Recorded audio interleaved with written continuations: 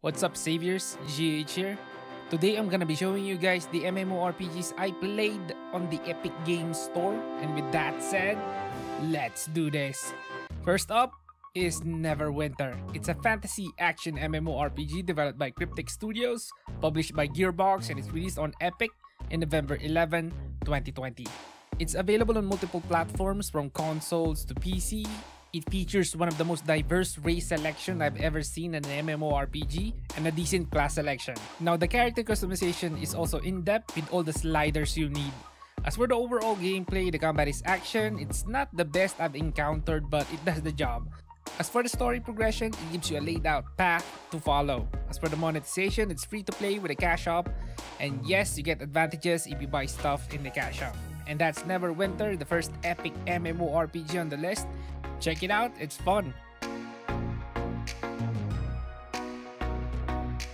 Second MMORPG is Swords of Legends Online. It's another action MMORPG, but this one is not pay to win. Well, at least the last time I played it, it's not, because you know, publishers and developers can easily flip the switch here.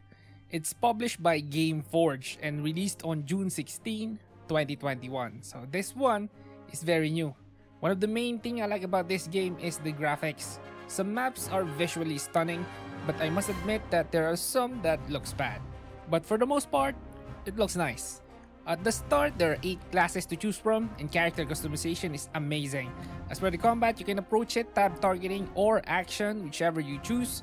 And as for the monetization, it's free to play, previously buy to play with a cosmetic only cash shop, and that's the selling point of this game.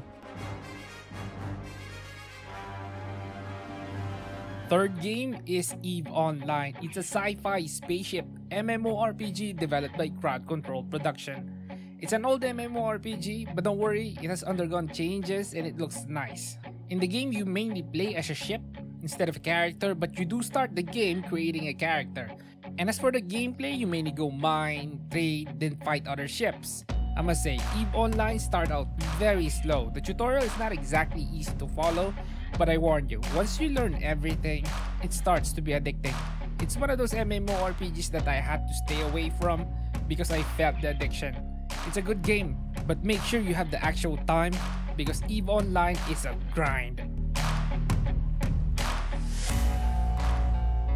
Fourth game is Star Trek Online. It's a sci-fi tab-targeting MMORPG developed by Cryptic Studios. It's originally released in February 2, 2010, and it's released on the Epic Games Store on October 7, 2020. You can play Star Trek Online not just on Epic, it's also available on Steam and consoles PS4 and Xbox. At the beginning of the game, it boasts a pretty decent selection of races, which you will be familiar with if you're a fan of the Star Trek TV series and movies.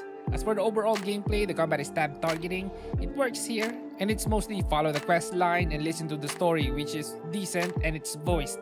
As for the monetization, it's free with microtransactions that gives you advantages.